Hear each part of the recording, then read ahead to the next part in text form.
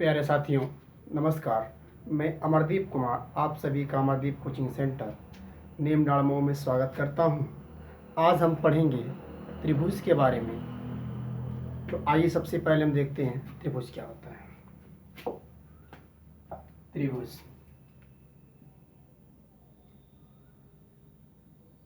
यानी हम त्रिभुज कहते किसे हैं? सिंपल सी बात, तीन सरल रेखाओं से बंद आकृति को त्रिभुज कहते हैं। यानी हम परिभाषा लिखेंगे, तीन सरल रेखाओं से बंद आकृति को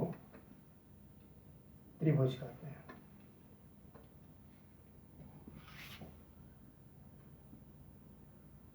अब देखिए होगा क्या इसमें।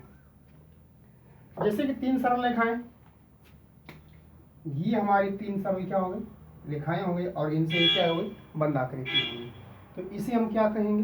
त्रिभुज कहेंगे। एक यह रेखा हो गई, एक यह रेखा हो गई और एक यह रेखा हो गई। ये हमारा क्या हो गया? त्रिभुज हो गया। अब ध्यान दीजिए, त्रिभुज में होता क्या है। त्रिभुज में तीन भुजाएं होती हैं, तीन कोण होते हैं और तीन वर्टेक्स यानी क्या होते हैं?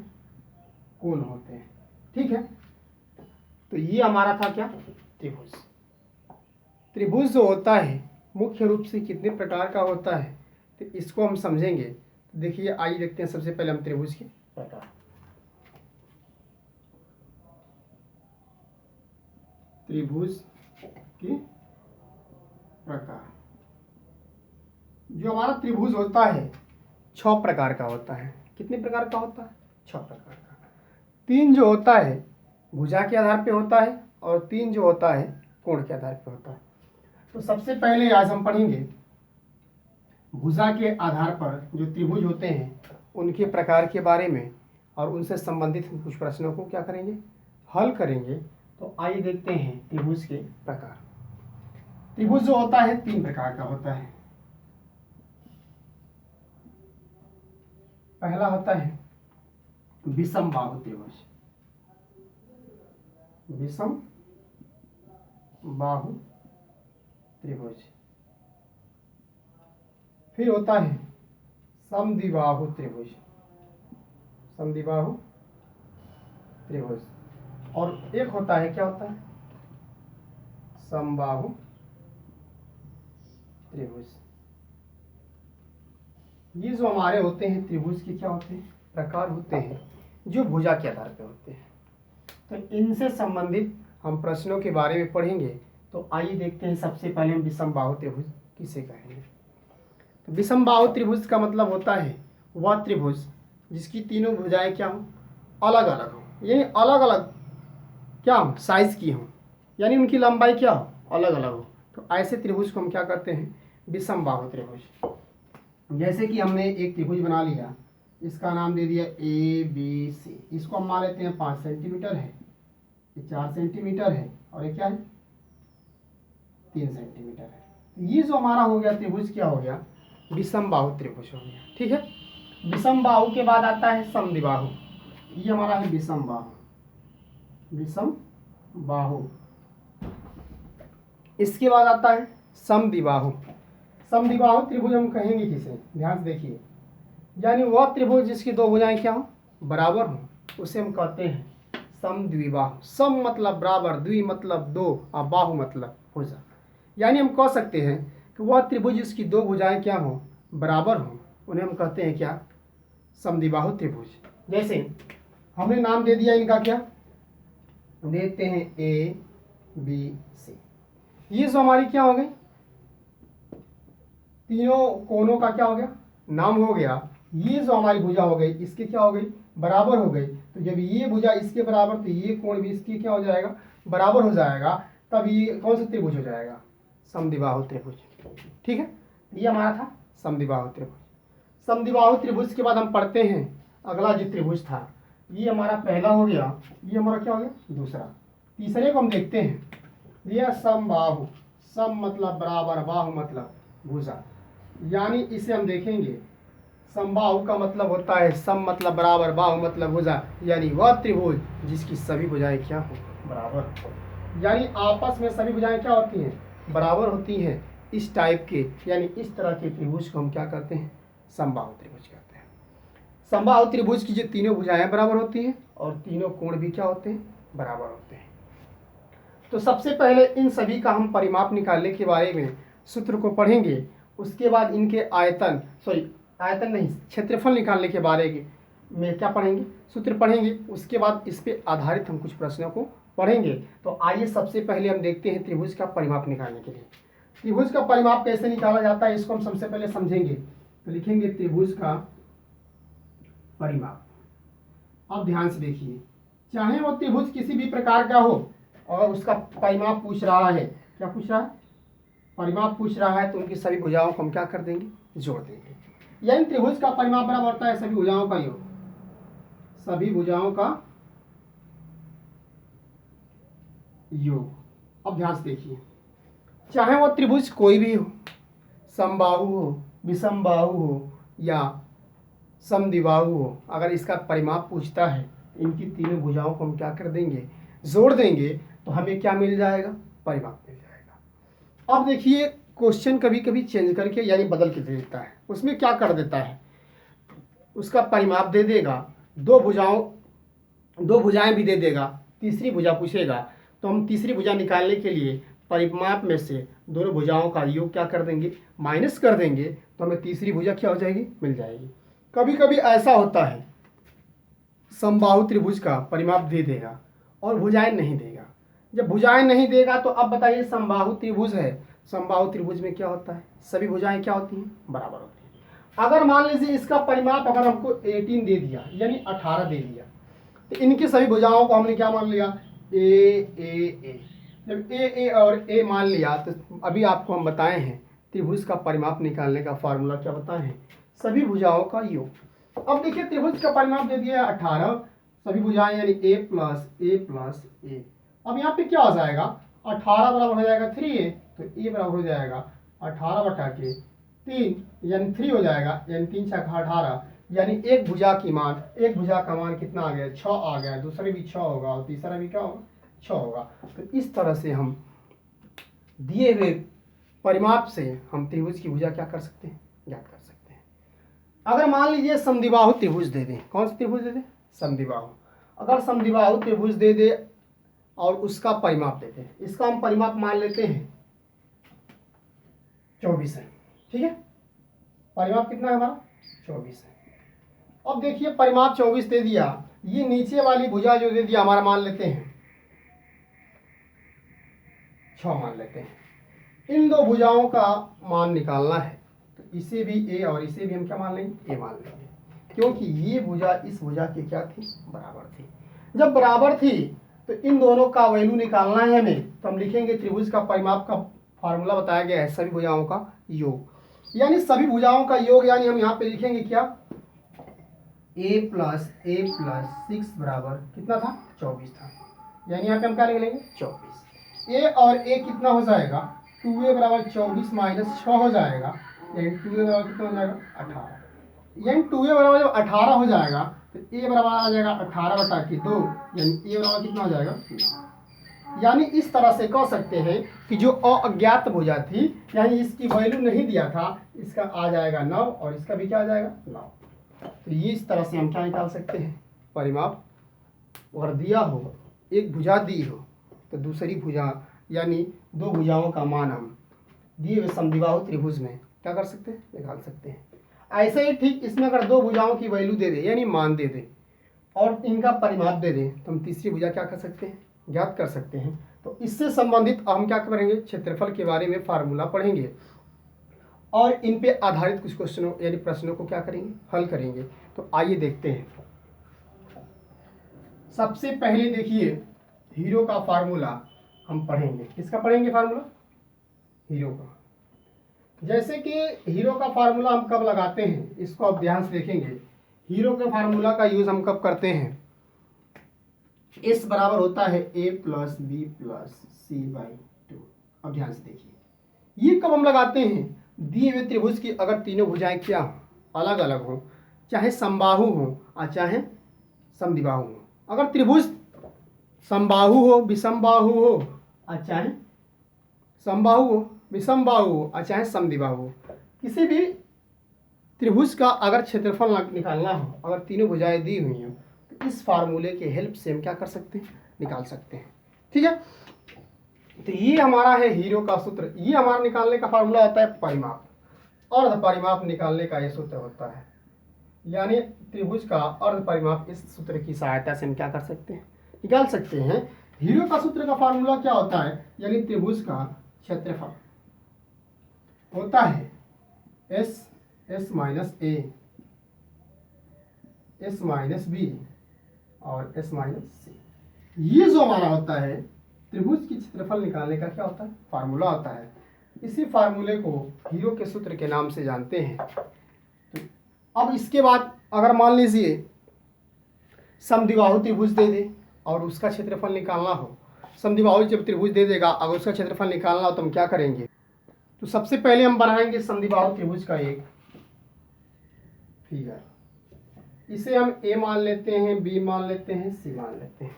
इतना करने के पश्चात हम क्या करेंगे, इसकी लेंथ हम ए मान लिए, इसकी हम लेंथ क्या मान ली, ए मान ली। ये हमारा त्रिभुज कौन सा था, समद्विबाहु था।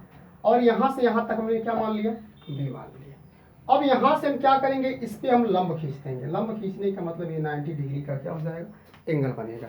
जब 90 डिग्री का एंगल बन जाएगा तो हमें करना क्या है, अब देखिए यहाँ पे लिखेंगे समद्विबाहु त्रिभुज का ऊंचाई निकालेंगे। क्या निकालेंगे, समद्विबाहु त्रिभुज की ऊंचाई।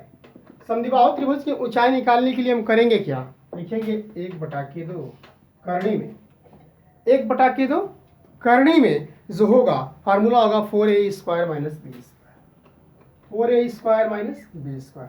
इस फार्मूले के हेल्प से हम दिए हुए समद्विबाहु त्रिभुज की ऊंचाई जब निकाल लेंगे तो आधार दिया ही होगा और उसके बाद 1/2 आधार गुणे क्या कर देंगे, ऊंचाई कर देंगे। तो हमें क्या मिल जाएगा, क्षेत्रफल मिल जाएगा। तो सबसे पहले दिए समद्विबाहु त्रिभुज का हम क्या निकालेंगे, ऊंचाई निकालेंगे। उसके बाद क्या निकालेंगे, हम क्षेत्रफल निकालेंगे। तो इसके हेल्प से हम क्या कर सकते हैं, समद्विबाहु त्रिभुज का क्षेत्रफल, परिमाप और ऊंचाई क्या कर सकते हैं, ज्ञात कर सकते हैं। अब हम देखते हैं समबाहु त्रिभुज के लिए। समबाहु त्रिभुज में क्या होता है, तो आइए देखते हैं। जैसे कि समबाहु त्रिभुज क्या होगा, इसमें सभी क्या भुजाएं होती हैं, बराबर होती है। जब सभी भुजाएं बराबर होती हैं तो इसका क्षेत्रफल का फार्मूला होता है समबाहु का क्षेत्रफल। इसका क्षेत्रफल का फार्मूला होता है √3/4 इनटू भुजा स्क्वायर, भुजा स्क्वायर। अब ध्यान से देखिए, अगर इस भुजा अगर ए दिया हो तो यहाँ पे √3/4 और इनटू a² हो जाएगा। इस फार्मूले के हेल्प से हम क्या करेंगे, समबाहु त्रिभुज का क्या निकालेंगे, क्षेत्रफल निकालेंगे। तो अब इस पे आधारित हम क्या पढ़ेंगे, प्रश्नों को पढ़ेंगे। तो आइए देखते हैं हम प्रश्नों से, देखते हैं पहले प्रश्न को। इसे क्या कह रहा है, 20 सेंटीमीटर भुजा वाले समबाहु त्रिभुज का क्षेत्रफल है। क्या पूछ रहा है, क्षेत्रफल। जब क्षेत्रफल पूछ रहा है तो हम क्षेत्रफल का फार्मूला बताए हैं अभी निकालने के लिए। तो सबसे पहले लिखेंगे भुजा, भुजा दिया है, कितना दिया है, 20 सेंटीमीटर। भुजा हमारी जब 20 सेंटीमीटर दिया है तो त्रिभुज का क्षेत्रफल, त्रिभुज का क्षेत्रफल √3/4 इनटू भुजा स्क्वायर यानी साइड स्क्वायर।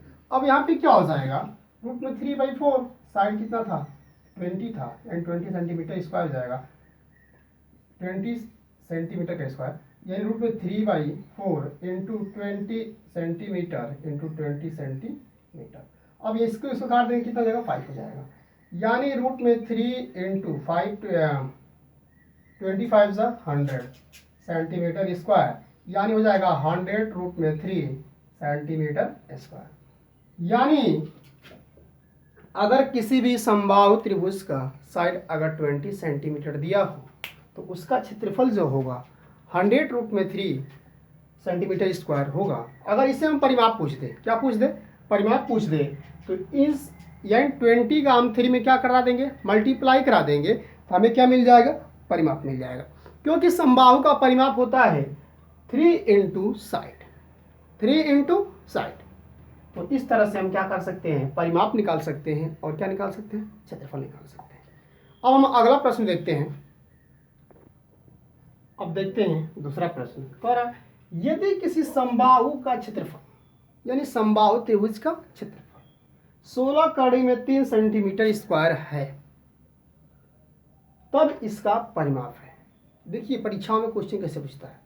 इससे पहले क्या दिया था, इसके पहले क्वेश्चन में भुजा दिया था यानी साइड दिया हुआ था। क्या पूछ रहा था, क्षेत्रफल पूछ रहा था। लेकिन अब क्या कर दिया, क्षेत्रफल दे दिया है। अब हमसे क्या पूछ रहा है, परिमाप पूछ रहा है। तो सबसे पहले हम क्या करेंगे, इसकी हम भुजा निकालेंगे। क्या निकालेंगे, भुजा।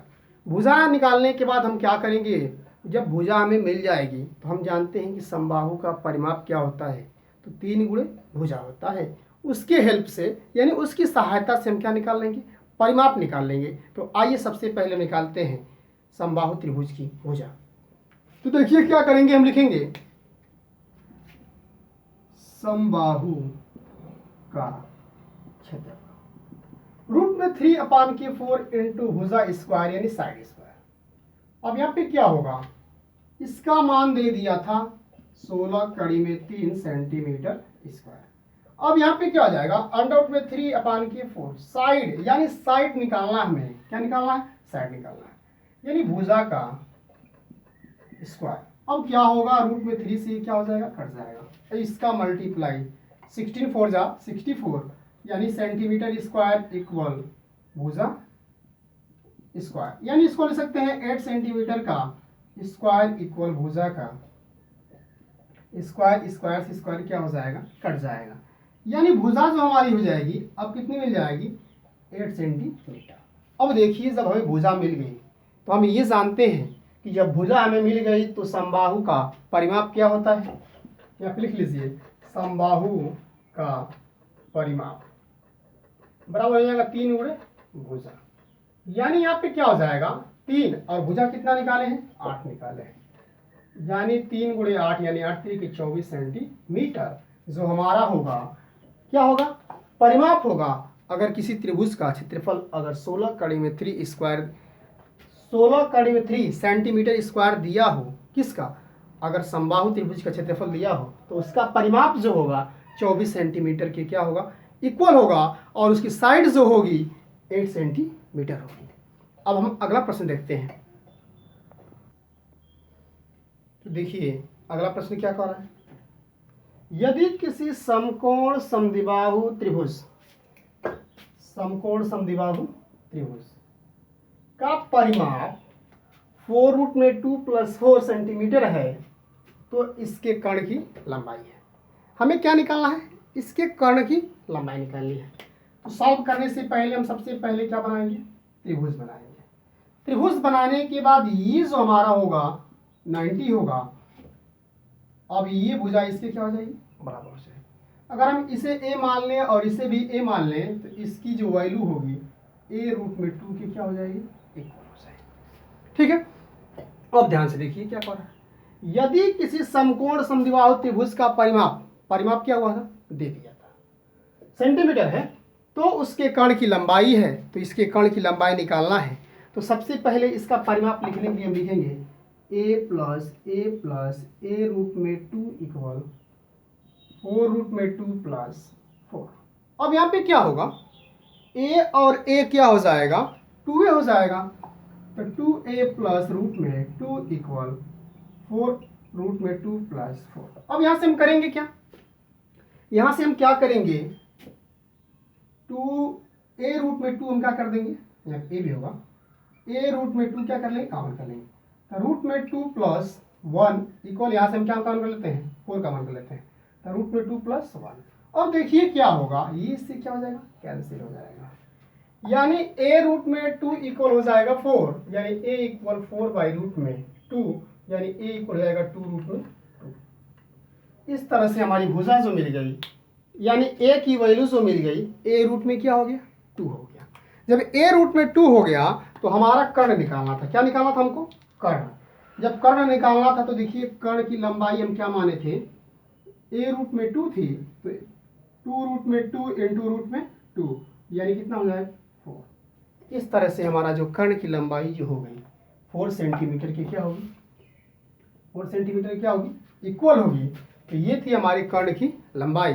तो इस तरह से हम क्या करेंगे, कर्ण निकालना होगा। अगर दिए हुए समद्विबाहु त्रिभुज का तो हम क्या कर सकते हैं, निकाल सकते हैं।